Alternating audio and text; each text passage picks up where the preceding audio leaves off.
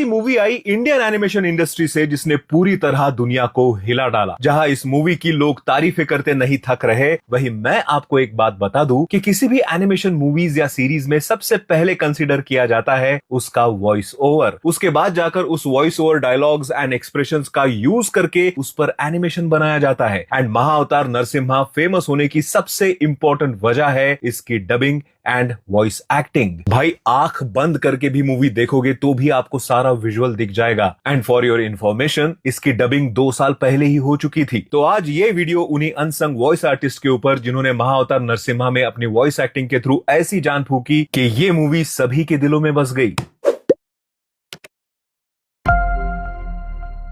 Hello, मेरा नाम है योगी और हमारी मुलाकात बार बार होगी। सबसे पहले देखते हैं कि इस फिल्म के सभी देवगण को किस किस ने अपनी आवाज से नवाजा है। भूमि को यदि कोई इस गंभीर स्थिति से निकाल सकता है तो वो है भगवान विष्णु। वो मेरे पतिदेव अवश्य हैं, परंतु उनके इस रूप और इस क्रोध को देखकर मुझे भी उनके समक्ष जाने में भय लग रहा है। छोड़ मुझे दुष्ट, मेरे प्रभु तेरा नाश कर देंगे।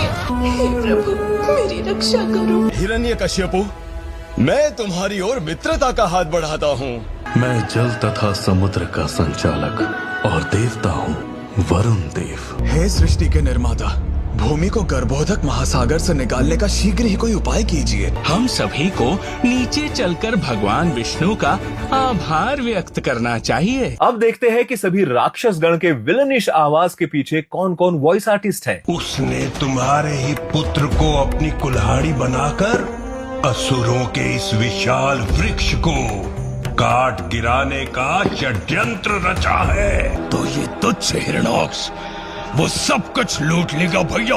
एक एक जीव का विनाश होगा अब इन तुच्छ हाथों से।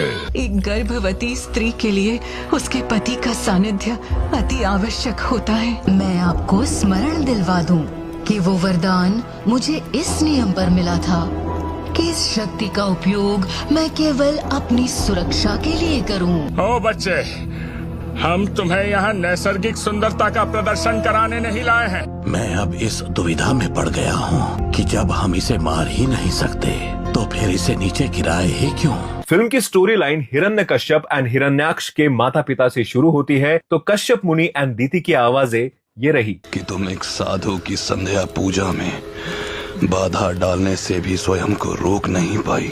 काम वासना ने मुझे अंधा कर दिया था। मैं उसकी चपेट में आकर उचित और अनुचित भूल गई। इस फिल्म में एक आवाज हमें मूवी की स्टोरी लाइन को समझाती है, जिन्हें हम नरेटर भी कहते हैं। उन्होंने जुड़वा भाइयों को हर तामसिक विद्याओं से परिचित करवाकर अथवा विभिन्न प्रकार के अस्त्र शस्त्र से महाबली बनाया। जिनके स्क्रीन पर आने से मेरी आंखें भक्ति से झुक गई थी एंड पूरे थिएटर में एक अलग ही पॉजिटिव वाइब क्रिएट हो गई थी। वो थे नन अदर देन भगवान विष्णु। भगवान नहीं दास, तुम जैसे भक्तों का तो मैं केवल दास ही हूँ। नाउ इस एपिक मूवी के सबसे मेन 3 कैरेक्टर्स। हिरण्याक्ष के वध के प्रतिशोध में मैंने त्राही मचा दी, परंतु फिर भी मन अशांत है। आप सही कह रहे हैं, मैं एक असुर हूँ। कदाचित मैं इस योग्य ही नहीं कि मुझे उनके दर्शन हो। तुम मुझे ब्रह्मा,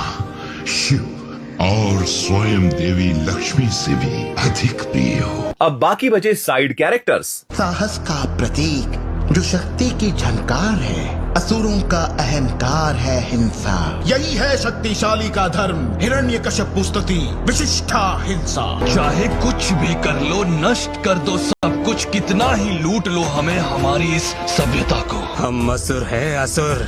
ये सब तुच्छ खेल हमारे गुरुकुल में शोभा नहीं देता है। तुम्हारा जीवन आज से केवल कष्ट और कांटों से उलझा हुआ रहेगा। इतना कष्ट सहा मुझे बचाने के लिए। इस फिल्म को इस तरह से अपनी आवाज के माध्यम से हिस्टोरिक बनाने के लिए सभी वॉइस आर्टिस्ट का तहे दिल से शुक्रिया। बट उनके पीछे भी कुछ टेक्निकल लोग काम करते हैं जिनके नाम आप स्क्रीन पर देख पा रहे होंगे, सो उनको भी बहुत बड़ा शाउट आउट। बाकी वीडियो अच्छा लगा तो सभी आर्टिस्ट को उनके सोशल मीडिया पर फॉलो जरूर कर लेना एंड इस वीडियो को अपने दोस्तों एंड फैमिली में शेयर करके चैनल को सब्सक्राइब भी जरूर कर लेना। मिलते हैं अगले वीडियो में, बाय।